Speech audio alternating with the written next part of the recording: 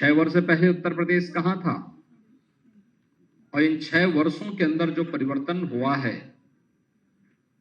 वह परिवर्तन एक नए उत्तर प्रदेश की गाथा को सबके सामने भी रखता है। और मुझे बताते हुए प्रसन्नता है कि ये 6 वर्ष उत्तर प्रदेश के लिए अत्यंत महत्वपूर्ण रहे हैं। फुल मेजॉरिटी की सरकार और सरकार की स्थिरता का मतलब क्या होता है? यह भारतीय जनता पार्टी की सरकार ने उत्तर प्रदेश के अंदर परस्पर समन्वय और संवाद के माध्यम से उसे प्राप्त किया है। पिछले 6 वर्षों के अंदर हमारी सरकार ने आदरणीय प्रधानमंत्री जी के मार्गदर्शन और प्रेरणा से उत्तर प्रदेश के समग्र विकास की अपनी एक कार्य योजना जो बनाई थी, पूरी ईमानदारी के साथ उसे लागू करने के लिए हर स्तर पर प्रयास किया। आज उसके परिणाम भी हम सबके सामने हैं। ये जो 10 सेक्टर हम लोगों ने इसके लिए चिन्हित किए, तो उत्तर प्रदेश के अंदर जो परंपरागत जाति, मत, मजहब, भ्रष्टाचार, परिवारवाद, इस सब के नाम पर जो राजनीति होती थी, इससे अलग हट करके उत्तर प्रदेश की पहचान, उत्तर प्रदेश के अनुरूप असीम संभावनाओं वाले प्रदेश के रूप में उत्तर प्रदेश की पहचान हो, उस रूप में उसे आगे बढ़ाने के लिए जो 10 सेक्टर चिन्हित हुए, उस पर हमारी पूरी टीम ने काम किया। ये 6 वर्ष में से मित्रों 3 वर्ष तो वैश्विक महामारी कोरोना से लड़ते हुए, जूझते हुए व्यतीत हुए और उसी में हम लोगों ने राह भी निकाली। मुझे बताते हुए प्रसन्नता है कि उत्तर प्रदेश ने इस दौरान अनेक उपलब्धियां हासिल की। जो उत्तर प्रदेश जिसके बारे में कहा जाता था कि उत्तर प्रदेश में विकास नहीं हो सकता, विकास की कोई सोच नहीं है,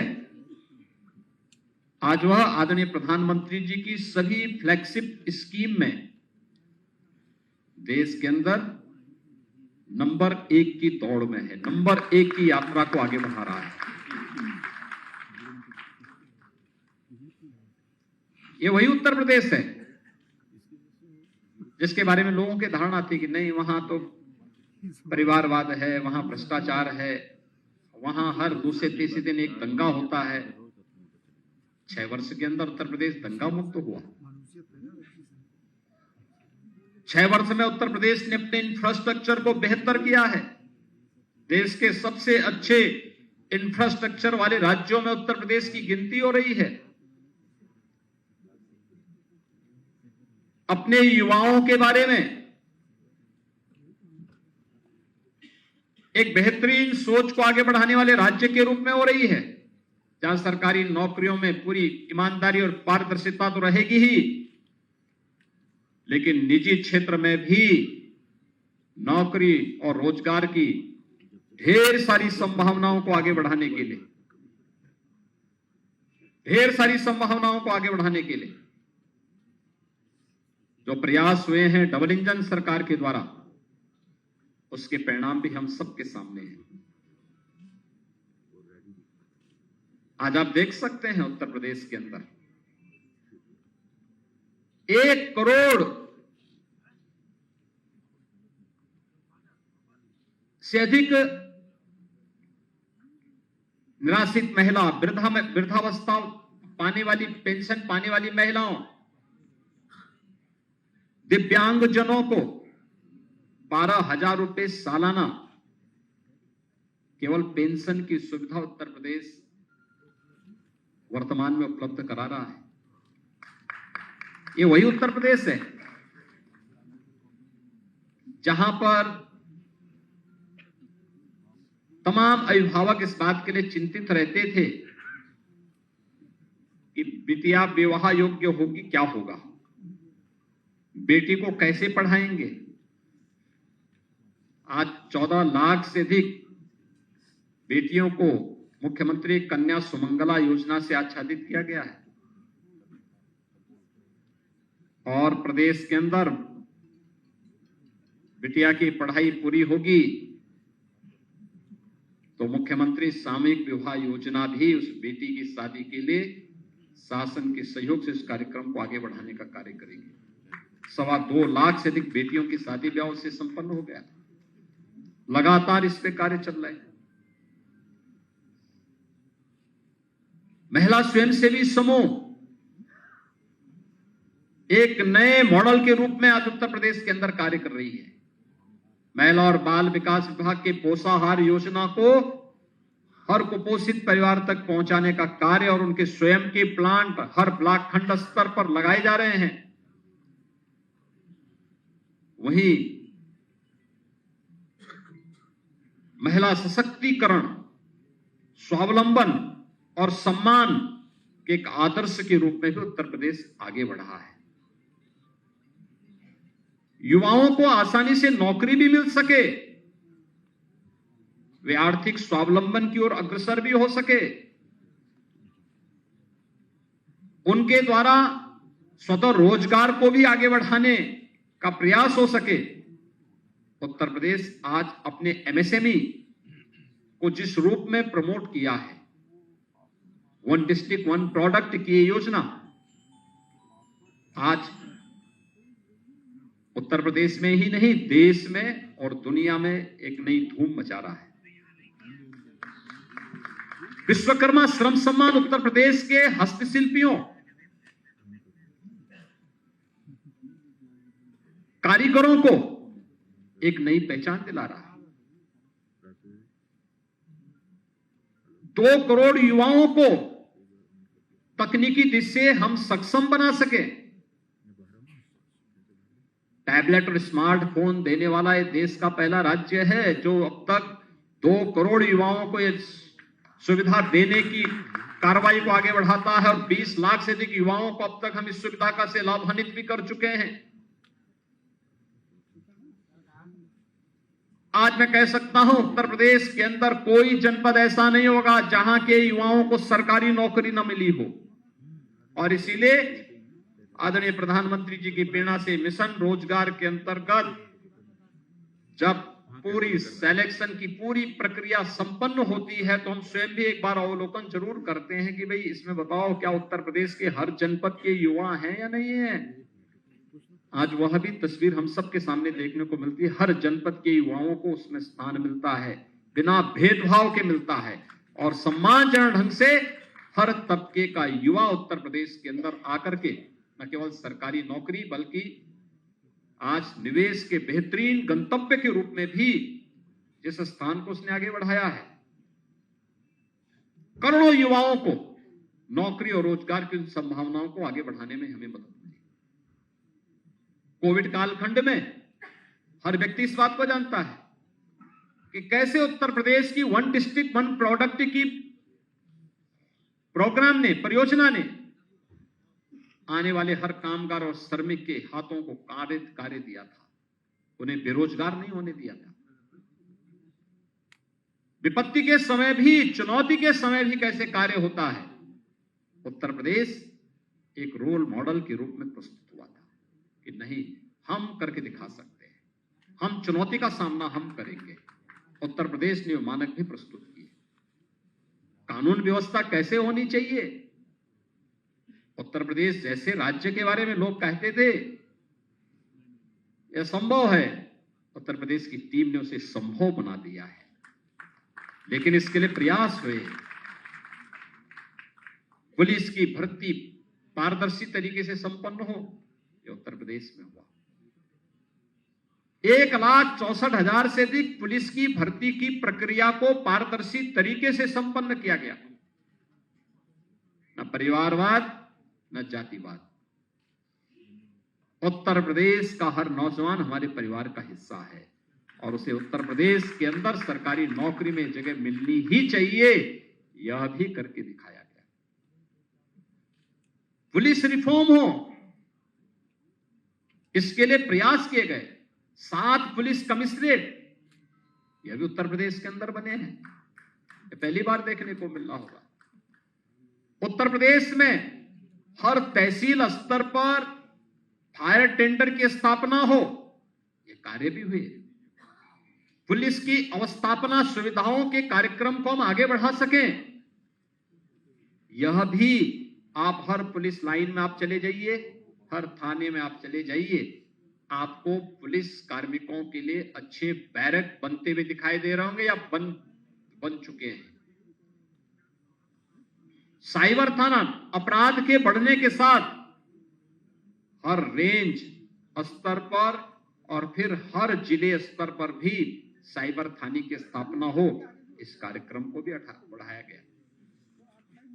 हर रेंज स्तर पर फॉरेंसिक लैब की स्थापना हो। उत्तर प्रदेश में पुलिस की ट्रेनिंग की क्षमता को बढ़ाया जा सके, इसको 3 गुना भी इस दौरान हम लोगों ने करने में सफलता प्राप्त की। उत्तर प्रदेश में अपना स्वयं का साइबर और फॉरेंसिक इंस्टीट्यूट हो, उसकी स्थापना भी लखनऊ में हो रही है और इसी सत्र में हम उसमें पाठ्यक्रम भी प्रारंभ करने जा रहे हैं। उत्तर प्रदेश में एसडीआरएफ का गठन हो, जो किसी भी आपदा के दौरान उत्तर प्रदेश वासियों की सहायता करने के लिए और अगल बगल के राज्यों में भी दुर्भाग्य से अगर कोई दैवीय आपदा आती है, उस आपदा के दौरान सहयोग कर सके। उत्तर प्रदेश के अंदर उसके लिए भी 3 बटालियन का गठन हुआ। उत्तर प्रदेश के अंदर मृत प्राय हो चुकी पीएसी की 54 वाहिनियों को पुनर्गठन हो सके, यह भी किया गया। और उत्तर प्रदेश पुलिस बल में महिला कार्मिकों की संख्या बढ़े। आज आप देख सकते हैं पहले की तुलना में 1947 से 2017 के बीच में जितनी मुस्लिम जितनी भी वहां महिला कार्मिक थी, 10,000 से बढ़ा करके आज उनकी संख्या बढ़ करके महिला कार्मिकों की संख्या बढ़ करके आज वह लगभग 40,000 तक पहुंच रही है। 4 गुना ये संख्या बढ़ जाए, ये अपने आप में महिला सशक्तिकरण के उदाहरण भी प्रस्तुत करती है। उनकी ये सभी प्रकार की संभावनाओं को आगे बढ़ाता है। और यहां से जब कार्य प्रारंभ होता है, यहां पे सरकार में स्थिरता और अस्थायित्व नहीं है, प्रशासन में भी अस्थायित्व है। पहली बार आपने वर्षों के बाद, दशकों के बाद देखा होगा, कोई जिलाधिकारी, कोई पुलिस अधीक्षक अपना पूरा टेन्योर पूरा कर रहा है जनपदों में। अन्यथा ताश के पत्तों की तरह फेंटे जाते थे सब। प्रशासन में स्थिरता नहीं होगी, शासन में स्थिरता नहीं होगी, हम कुछ भी परफॉर्म नहीं कर सकते। लेकिन डबल इंजन सरकार की ताकत है। आज शासन में अस्थायित्व है तो प्रशासन को भी उस अस्थायित्व का लाभ मिल रहा है और उसका अंततः लाभ उत्तर प्रदेश की 25 करोड़ जनता को प्राप्त हो रहा है। उसका लाभ उत्तर प्रदेश की जनता को हो रहा है। हर एक सेक्टर में, हर एक क्षेत्र में ये सब रिफॉर्म के लाभ प्राप्त हो रहे हैं, इस परफॉर्म के लाभ प्राप्त हो रहे हैं। अकेले अन्नदाता किसानों के जीवन में परिवर्तन लाने के लिए डीबीटी के माध्यम से 3.5 लाख करोड़ रुपए से अधिक की धनराशि डीबीटी के माध्यम से अन्नदाता किसानों के खाते में गया है। और अगर कर्ज माफी की बात को मैं भी इसके साथ जोड़ दूं तो यह संख्या बढ़ करके 4 लाख करोड़ रुपए से ऊपर तक पहुंचती है। मित्रों, ये चीजें दिखाती हैं सरकार की प्राथमिकता जाति, मत, मजहब, क्षेत्र, भाषा नहीं। गांव है, गरीब है, किसान है, नौजवान है, महिलाएं हैं, समाज का प्रत्येक तबका है। और सरकार ने अपने कार्यक्रमों के माध्यम से केंद्र और राज्य सरकार की योजनाओं को पूरी ईमानदारी के साथ उन तक पहुंचाने का काम हुआ। आज उत्तर प्रदेश में बेहतरीन इंफ्रास्ट्रक्चर है। इंफ्रास्ट्रक्चर के कार्यों को आप देख सकते हैं उत्तर प्रदेश के अंदर। पूर्वी उत्तर प्रदेश जो विकास की दौड़ में पिछड़ गया था, पूर्वांचल एक्सप्रेस वे के साथ जुड़ चुका है। बुंदेलखंड जो आर्थिक रूप से विपन्न माना जाता था, आज बुंदेलखंड एक्सप्रेस वे के साथ जुड़ चुका है। पश्चिमी उत्तर प्रदेश को मध्य उत्तर प्रदेश और पूर्वी उत्तर प्रदेश से जोड़ने के लिए आज गंगा एक्सप्रेस वे पर कार्य युद्ध स्तर पर चल रहा है और मुझे लगता है कि अब तक हम लोग 12% से अधिक काम उस पर संपन्न कर चुके हैं। तेजी के साथ कार्य चल रहा है और हमारा प्रयास है कि प्रयागराज कुंभ 2025 के पहले पहले गंगा एक्सप्रेस वे का निर्माण पूरा हो और पश्चिमी उत्तर प्रदेश से आने वाले सभी श्रद्धालुओं को प्रयागराज कुंभ में आने का अवसर प्राप्त हो तो गंगा एक्सप्रेस वे उनके स्वागत के लिए तैयार हो जाए। आज उत्तर प्रदेश में एयर कनेक्टिविटी बेहतर, रोड कनेक्टिविटी बेहतर हुई है।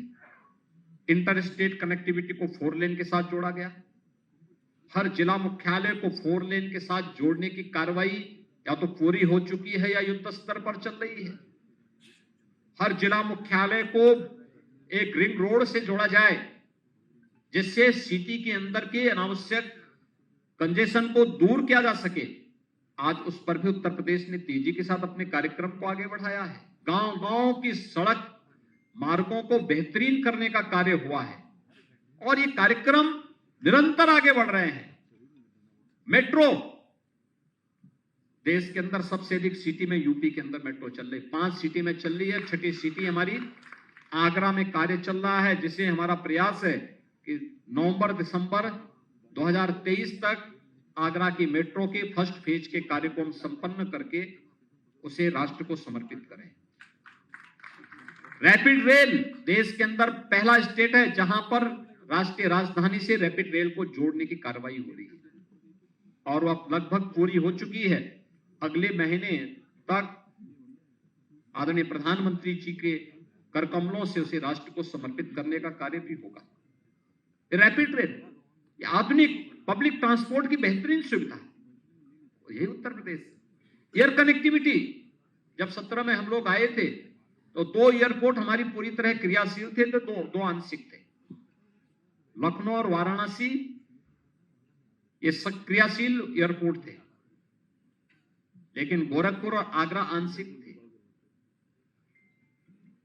आज हमारे पास 9 एयरपोर्ट पूरी तरह क्रियाशील हैं। 12 एयरपोर्ट पे हम वर्तमान में कार्य कर रहे हैं। इनमें से 5 को एयरपोर्ट अथॉरिटी ने एयर कनेक्टिविटी के साथ जोड़ने के साथ हमारे साथ एमओयू किया और अपनी सहमति भी दे दी है। अगले 1-2 महीने के अंदर हम वहां पे एयर कनेक्टिविटी के साथ उसे जोड़ देंगे। अगले 2 वर्ष के अंदर उत्तर प्रदेश 5 इंटरनेशनल एयरपोर्ट का पहला राज्य होगा देश के अंदर, जिनमें 3 वर्तमान में क्रियाशील हैं, 2 पे कार्य चल रहा है। अयोध्या और जेवर में इंटरनेशनल एयरपोर्ट पर वर्तमान में कार्य चल रहा है, जो हम 23 के अंत तक दोनों एयरपोर्ट को क्रियाशील कर देंगे। देश का पहला वाटरवे नंबर 1 ये यूपी के अंदर हल्दिया से वाराणसी के बीच में जुड़ चुका है। आदरणीय प्रधानमंत्री जी ने 13 जनवरी को दुनिया के सबसे लंबे रिवर क्रूज का उद्घाटन वाराणसी से डिब्रूगढ़ के लिए किया था। यानी पूर्वी बंदरगाह से जो उत्तर प्रदेश को हमेशा इस बात का रहता था, मलाल रहता था कि हमारे पास किसी भी बंदरगाह से जुड़ने के लिए कोई माध्यम नहीं है। हमने अपनी पतित पावन नदियों को उसको माध्यम बनाया है और आज हम लोग पूर्वी बंदरगाह से सीधे सीधे जुड़ सकते हैं और पूर्वी बंदरगाह के साथ जुड़ते हुए आज वाराणसी से हल्दिया के बीच में वाटरवे प्रारंभ हो चुका है।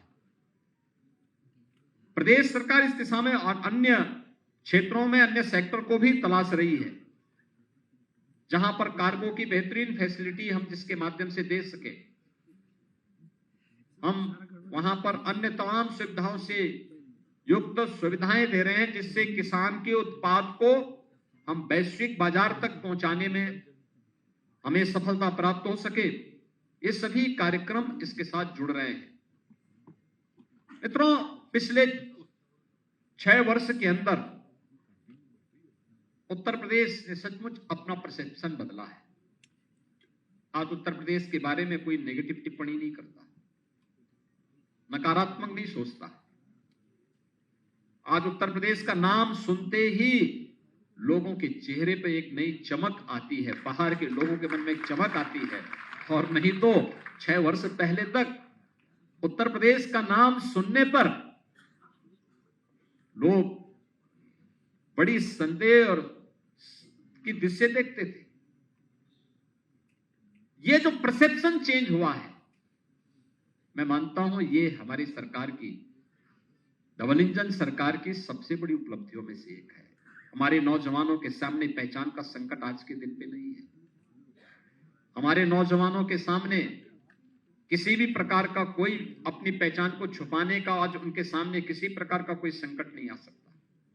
आज वे जहां भी जाएंगे लोग बड़े सम्मान के साथ उन्हें उनकी योग्यता और उनकी क्षमता के अनुरूप उत्तर प्रदेश अपने अपने राज्यों में, अपने अपने देशों में कार्य देने को तैयार है।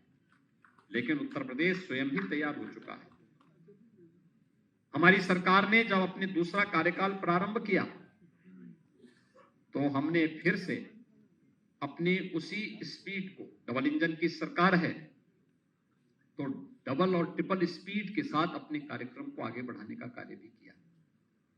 याद करिए, जब कार्यक्रम की शुरुआत ही हम लोगों ने आदरणीय प्रधानमंत्री जी के द्वारा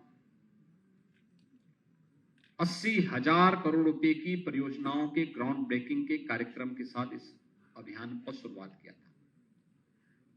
ग्राउंड ब्रेकिंग का मतलब इतने 1000 करोड़ रुपए की परियोजनाओं के शिलान्यास का कार्यक्रम, औद्योगिक विकास से जुड़ी हुई परियोजनाओं का। अब तक हमारी सरकार के इस कालखंड में, 6 वर्ष के कालखंड में 5 लाख करोड़ रुपए से अधिक की निजी क्षेत्र की औद्योगिक परियोजनाओं का न केवल शिलान्यास हुआ बल्कि बहुत सारी इकाइयां तो इसमें अपना प्रोडक्शन भी शुरू कर दी। लाखों नौजवानों को इससे नौकरी मिली। और ग्लोबल इन्वेस्टर समिट, ये तो सबके सामने है।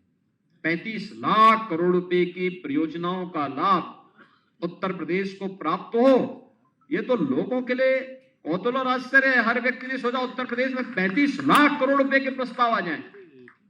यह भी हुआ है और आप तो सब उसके साथ सीधे हैं।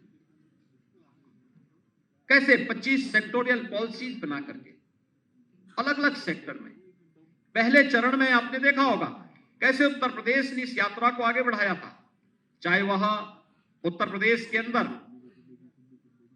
स्वच्छ भारत मिशन के अंतर्गत शौचालय बनाने के कार्य रहे हों। पहले 2.5 वर्ष में मात्र 25 लाख शौचालय बने थे और अगले 1.5 वर्ष के अंदर 17 से लेकर के 18-19 के बीच में मात्र 1.5 वर्ष का कार्यकाल हमें मिला था। जब इसे अक्टूबर 2018 के अंदर इस कार्यक्रम को पूरा करना था, तब हमने 2 करोड़ 61 लाख शौचालयों का निर्माण किया था। पहले 12 से 17 के बीच में प्रधानमंत्री आवासीय योजना, अगर शहरी क्षेत्र में, ग्रामीण क्षेत्र में तो खैर कोई कार्य यहां पे लागू नहीं किया गया था, लेकिन अगर मैं शहरी क्षेत्र की बात करूं तो 18,000 सैंक्शन हुए थे, कोई बना नहीं था। और वर्तमान में ग्रामीण और शहरी में प्रधानमंत्री आवास योजना की मैं बात करूं तो पिछले 6 वर्ष के अंदर 52,77,000 आवास तो केवल ग्रामीण क्षेत्र और शहरी क्षेत्र में हमने स्वीकृत किए हैं। इसके अलावा 1 लाख से ऊपर आवास मुख्यमंत्री आवास योजना में भी उन गरीबों को उपलब्ध करवाए गए हैं जिनमें मुसहर है, बनटांगिया है, थारू है, कोल है, सहरिया है, इन सभी जातियों से जुड़े हुए लोग हैं जिनकी वाइस कम थी, जिन तक शासन की योजनाएं आजादी के 70 वर्षों तक नहीं पहुंच पाई थी, उन तक पहुंचाने का काम भी सफलतापूर्वक किया गया। विद्युत आपूर्ति की वीआईपी कल्चर की व्यवस्था को समाप्त किया गया और प्रदेश के सभी 75 जनपदों में ग्रामीण और शहरी क्षेत्र में समान रूप से विद्युत की आपूर्ति भी की गई। ये आपने देखा होगा, अर्थव्यवस्था में उत्तर प्रदेश जो छठे स्थान पर था, आज मित्रों मुझे बताते हुए प्रसन्नता है, ईज ऑफ डूइंग बिजनेस में उत्तर प्रदेश आज नंबर 2 स्थान पर भी है और देश के अंदर अचीवर स्टेट के रूप में अपना स्थान भी बनाया हुआ है। बजट के आकार को हमने दोगुने से अधिक बढ़ाने में सफलता प्राप्त की, तो उत्तर प्रदेश के अंदर प्रति व्यक्ति आय जो नेशनल एवरेज की 1/3 थी 2017 में, आज उसको हम उत्तर प्रदेश के अंदर उत्तर प्रदेश की प्रति व्यक्ति आय को डबल करने में हमें सफलता प्राप्त हुई है। प्रदेश के अंदर हमने जो पहले निराश्रित महिला पेंशन 17 लाख महिलाओं को प्राप्त होता था और वह भी केवल 500 रुपया, आज मित्रों उसे बढ़ा करके 31 लाख निराश्रित महिलाओं को आज इस सुविधा का लाभ प्राप्त हो रहा है और पेंशन की राशि को भी डबल किया गया है। वृद्धावस्था पेंशन जो पहले 37 लाख इसके लाभार्थी थे और उन्हें 500 रुपये मासिक की सुविधा प्राप्त होती थी, आज 56 लाख महिलाओं को इस सुविधा का लाभ दिया जा रहा है और डबल हमने पेंशन की सुविधा भी डबल की है। बेरोजगारी की दर उत्तर प्रदेश के अंदर 2016 में जो 18% थी, आज वो घट करके लगभग 3 और 4 के बीच में है। ये चीजें दिखाती हैं उत्तर प्रदेश के अंदर रोजगार की संभावनाएं बढ़ी हैं और हर एक सेक्टर में उत्तर प्रदेश आगे बढ़ा है। उत्तर प्रदेश के अंदर अगर आप देखेंगे 7 से लेके 17 के बीच 10 वर्षों में जितना गन्ना मूल्य का भुगतान हुआ, हम लोगों ने 6 वर्ष में उससे डबल गन्ना मूल्य का भुगतान किया है और मुझे बताते हुए प्रसन्नता है कि हमारी सरकार अब तक 2,02,000 करोड़ रुपए से अधिक का गन्ना मूल्य का भुगतान कर चुकी है। अगर धान और गेहूं के क्रय में ही देखें, 17 के पहले कोई प्रोक्योरमेंट की पॉलिसी नहीं थी, दलाल और एजेंट के माध्यम से ये सब खरीदे जाते थे। हमारी सरकार ने मीडिएटर की व्यवस्था समाप्त की। अगर धान क्रय का आप देखेंगे तो इससे पहले 12 से 17 के बीच में मात्र 123 लाख मीट्रिक टन धान का क्रय बिचौलियों के माध्यम से हुआ था, जिसमें से मात्र 17,190 करोड़ रुपए किसान के पास गए, किसान को दिए गए थे, यानी बिचौलियों को उपलब्ध कराए गए थे, उनके माध्यम से किसान के पास गए होंगे, यानी सही दाम किसान को नहीं मिले। लेकिन 17 से लेकर अब तक अगर आप देखेंगे तो 344 यानी 345 लाख मीट्रिक टन धान का क्रय हुआ और जिसमें लगभग 64,000 करोड़ रुपए का भुगतान सीधे सीधे अन्नदाता किसानों के खाते में गया। डीबीटी के माध्यम से इस धनराशि को उपलब्ध करवाने का कार्य हुआ। ऐसे ही गेहूं के मामले में आप देखेंगे कि 12 से 17 के बीच कुल 94 लाख मीट्रिक टन गेहूं का क्रय हुआ, वह भी बिचौलियों के माध्यम से, और 12,800 करोड़ रुपए का भुगतान 12 से 17 के बीच में बिचौलियों को हुआ, फिर बिचौलियों ने किसान तक पहुंचाया होगा। लेकिन 17 से लेकर के 23 के बीच में हम लोगों ने अब तक 219 लाख मीट्रिक टन गेहूं का खरीद किया, 40,159 करोड़ रुपए का भुगतान डीबीटी के माध्यम से अन्नदाता किसान के खाते में किया है। किसान यानी किसी भी सेक्टर में आज उत्तर प्रदेश इथेनॉल उत्पादन का देश का नंबर 1 राज्य है। देश के अंदर 118 करोड़ लीटर इथेनॉल का उत्पादन उत्तर प्रदेश आज कर रहा है और 1 डिस्ट्रिक्ट 1 मेडिकल कॉलेज की तरफ हम बढ़ चुके हैं। आज मुझे बताते हुए प्रसन्नता है, उत्तर प्रदेश के सभी 75 जनपदों में मेडिकल कॉलेज का निर्माण या तो हो चुका है या निर्माणाधीन है, या फिर 3-4 जिले जो बचे हैं इन जनपदों में भी वो प्रक्रिया को हम लगभग फाइनल रूप दे चुके हैं। बहुत शीघ्र उत्तर प्रदेश के सभी 75 जनपदों में एक मेडिकल कॉलेज जरूर होगा। हर कमिश्नरी स्तर पर एक विश्वविद्यालय। और मेरी सरकार को यह सौभाग्य प्राप्त हुआ है कि उत्तर प्रदेश के युवाओं के सपने को एक नई उड़ान देने के लिए उत्तर प्रदेश सरकार ने अनेक विश्वविद्यालय बनाए। सदैव अटल जी के नाम पे अटल बिहारी वाजपेयी मेडिकल यूनिवर्सिटी, मां शाकंभरी के नाम पर एक स्टेट यूनिवर्सिटी सहारनपुर में, एक यूनिवर्सिटी राजा महेंद्र प्रताप सिंह जी जो देश की आजादी के एक महानायक थे, उनके नाम पर एक राज्य विश्वविद्यालय का निर्माण अलीगढ़ में हो रहा है। एक राज्य विश्वविद्यालय का निर्माण आजमगढ़ में महाराज सुहेलदेव के नाम पर चल रहा है। ये तीनों विश्वविद्यालय, चारों विश्वविद्यालय को हम लोग क्रियाशील कर चुके हैं। इनके अपने भवन के निर्माण कार्य युद्ध स्तर पर चल रहे हैं। महायोगी गुरु गोरक्षनाथ के नाम पे आयुष विश्वविद्यालय गोरखपुर में निर्माण कार्य युद्ध स्तर पर चल रहा है। डॉक्टर राजेंद्र प्रसाद जी के नाम पर नेशनल लॉ यूनिवर्सिटी प्रयागराज में सैंक्शन की गई है, जहां एक विश्वविद्यालय आज वर्तमान में प्रदेश सरकार ने स्वीकृत किए हैं। वर्तमान के बजट में 23-24 के बजट में भी हमने 4 नए विश्वविद्यालय स्वीकृत किए हैं, जो हमारे अनसैचुरेटेड कमिश्नरी थी, जहां पे कोई राज्य विश्वविद्यालय नहीं था। इसमें मां विंध्यवासिनी के धाम में मां विंध्यवासिनी के नाम पे एक विश्वविद्यालय, मां पाटेश्वरी के धाम देवीपाटन मंडल में एक विश्वविद्यालय और मुरादाबाद मंडल में एक विश्वविद्यालय की स्वीकृति भी दी, और कुशीनगर में महात्मा बुद्ध के नाम पर एक नए विश्वविद्यालय की स्वीकृति भी इस बार के बजट में यहां पर सरकार के द्वारा वहां पर उन जनपद, उन राज्यों, उन सभी कमिश्नरी के लिए भी ये सब सुविधा उपलब्ध करवाई गई।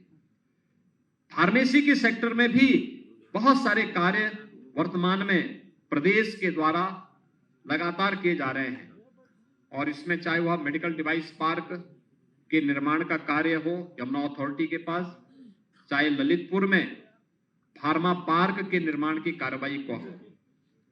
हम सब आभारी हैं आदरणीय प्रधानमंत्री जी के, जिन्होंने पीएम मित्र योजना के अंतर्गत लखनऊ और हरदोई के बीच में लगभग 1200 एकड़ क्षेत्रफल में एक टेक्सटाइल के अत्याधुनिक पार्क की स्वीकृति उत्तर प्रदेश के लिए उपलब्ध करवाई है। यानी ये उत्तर प्रदेश इन संभावनाओं को व्यक्त करता है कि उत्तर प्रदेश के अंदर जो संभावनाएं हैं, इन संभावनाओं को हम लोग कैसे आगे बढ़ाने का कार्य कर सकते हैं, और ये सभी चीजें आगे बढ़ी हैं।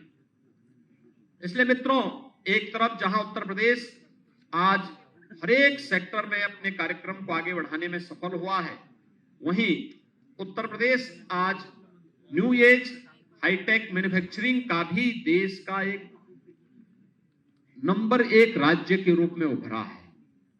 अभी बहुत सारे लोगों को इसकी जानकारी नहीं कि देश में सबसे अधिक स्मार्टफोन का उत्पादन वर्तमान में उत्तर प्रदेश के अंदर हो रहा है। देश का सबसे बड़ा रोबोटिक प्लांट उत्तर प्रदेश के अंदर स्थापित हो रहा है। देश का सबसे बड़ा डाटा सेंटर का बेस उत्तर प्रदेश बनने जा रहा है, और देश में सबसे अधिक इलेक्ट्रिक व्हीकल के रजिस्ट्रेशन वाला प्रदेश भी उत्तर प्रदेश ही है। मित्रों, ये चीजें दिखाती हैं कि उत्तर प्रदेश असीम संभावनाओं वाला प्रदेश है, और ये असीम संभावनाएं तब बनती हैं जब डबल इंजन की सरकार हो, जनता के साथ बेहतर संवाद हो, और टीम वर्क जब कहीं पर जब कार्य होती है, शासन की कार्य पद्धति में न केवल ईमानदारी हो बल्कि उसमें उतनी ही पारदर्शिता भी हो, तो उसके परिणाम भी हम सबके सामने आते हैं। सरकार की उपलब्धियों से संबंधित ये पुस्तिका आप लोगों को उपलब्ध करवाई जा रही होगी। इसमें ये पुस्तिका एक जो यहां विमोचित हुई है विमंच के द्वारा, ये उत्तर प्रदेश की उपलब्धियों से संबंधित है। उत्तर प्रदेश में क्या क्या चीजें पिछले 6 वर्ष या 1 वर्ष के अंदर हुई हैं, उससे जुड़ी हुई है। आज इस अवसर पर उत्तर प्रदेश के सभी 403 विधानसभा क्षेत्रों में हमारे प्रभारी मंत्रीगण उन जनपदों में जाकर के इन पुस्तिकाओं का विमोचन कर रहे हैं। जहां पे प्रभारी मंत्री नहीं जा पा रहे हैं या उनके कार्यक्रम किसी एक जिले में है, तो शेष जनपदों में हमारे संगठन के पदाधिकारी, माननीय सांसद, माननीय विधायकगण इस कार्यक्रम को आयोजित कर रहे हैं। इस पुस्तिका में सभी 403 विधानसभाओं से जुड़ी हुई योजनाओं का भी उल्लेख किया गया है। जो अलग अलग विधानसभा क्षेत्रों में ये पुस्तिकाएं वितरित हो रही हैं, ये उसका भी उल्लेख वहां पर किया गया है। ये दिखाती है सरकार पूरी ईमानदारी के साथ कार्य कर रही है, पूरी प्रतिबद्धता के साथ कार्य कर रही है। जनता को जनार्दन मान करके उनकी हर प्रकार की सेवा के लिए पूरे समर्पित भाव के साथ सरकार ने ईमानदारी के साथ इन कार्यक्रमों को आगे बढ़ाया है। और आज इन सभी बातों को मैं बहुत सारे डाटा आपको उपलब्ध नहीं करा रहा हूं, क्योंकि पुस्तकों में उसका उल्लेख ऑलरेडी किया गया है, आप उसको वहां से भी देख लेंगे। ये सभी चीजें थी। मैं इस अवसर पर खास तौर पर आप सबको हृदय से आपका मैं अभिनंदन करूंगा कि पिछले 6 वर्ष के अंदर सरकार के कार्यक्रमों को बेहतरीन तरीके से न केवल आम जनमानस तक बल्कि देश और दुनिया तक पहुंचाने के लिए हमारे मीडिया के मित्रों ने बहुत सकारात्मक योगदान दिया है और उसके परिणाम भी आज देखने को मिले। ये उत्तर प्रदेश के परसेप्शन को बदला है इस चीज ने। दूसरा, टीम वर्क कैसे परिणाम देता है। ये मंत्रिमंडल के द्वारा एक साथ किए गए प्रयास, जनप्रतिनिधियों के द्वारा उसे जनता तक पहुंचाना, संगठन के पदाधिकारियों के द्वारा एक एक परिवार तक पहुंचाने के लिए योगदान देना, और प्रशासनिक टीम ने शासन के कार्यक्रमों को जमीनी धरातल तक पहुंचाने के लिए जिस प्रतिबद्धता के साथ कार्य किया है, ये सभी टीम एक साथ मिलकर के जब कार्य की है तो परिणाम दिखे हैं। उत्तर प्रदेश का परसेप्शन बदला है। उत्तर प्रदेश आज हर एक सेक्टर में आज अग्रणी राज्यों के रूप में आगे बढ़ता हुआ दिखाई दिया है। मैं इस अवसर पर एक बार फिर से आदरणीय प्रधानमंत्री जी के प्रति आभार व्यक्त करते हुए मंत्रिमंडल के अपने सभी सहयोगियों, सभी जनप्रतिनिधियों का अभिनंदन करता हूं। उत्तर प्रदेश की 25 करोड़ जनता को उत्तर प्रदेश के अंदर भारतीय जनता पार्टी को जनादेश देने के लिए मैं उनका हृदय से आभार व्यक्त करते हुए उन्हें 6 वर्ष के इस कार्यकाल की हृदय से बधाई भी देता हूं और इस बात के लिए उन्हें आश्वस्त करता हूं कि सरकार उत्तर प्रदेश की पहचान को, जिस भी सेक्टर की पहचान हो, वह टूरिज्म का हो, उत्तर प्रदेश की विरासत का हो, उत्तर प्रदेश की सांस्कृतिक पहचान का हो या उत्तर प्रदेश के इंफ्रास्ट्रक्चर का हो, इन सभी सेक्टर्स में उत्तर प्रदेश एक नई आभा के साथ आगे बढ़ने का कार्य करेगा। मैं आज के इस अवसर पर इस बात को अवश्य कहूंगा कि ये जो पहचान हम लोगों ने पिछले कुछ समय से की है और उस पे आप बहुत अच्छे ढंग से देख सकते हैं कि उत्तर प्रदेश के अंदर हमारी जीरो टॉलरेंस की जो नीति रही है उसने कुछ चीजें तो तय की, खास तौर पर कि उत्तर प्रदेश उपद्रवियों के लिए नहीं, उत्सवों के प्रदेश के रूप में माना जाएगा। उत्तर प्रदेश माफियाज के लिए नहीं, महोत्सव के लिए माना जाएगा।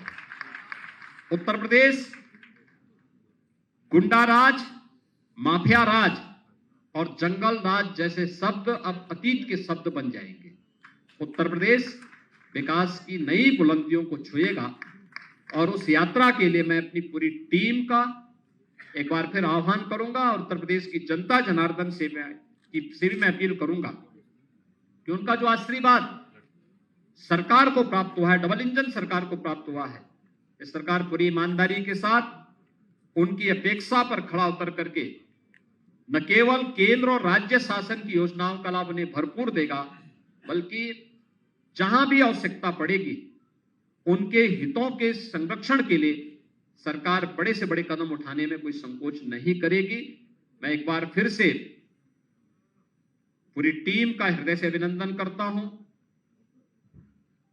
जनप्रतिनिधियों, संगठन के पदाधिकारियों और प्रशासनिक टीम के द्वारा जिस प्रतिबद्धता के साथ इन कार्यक्रमों को आगे बढ़ाया जा रहा है, इसके लिए उन्हें हृदय से धन्यवाद देते हुए एक बार फिर से आप सभी का मैं इस अवसर पर अभिनंदन करता हूं। आप सबको मैं धन्यवाद देता हूं। जय हिंद।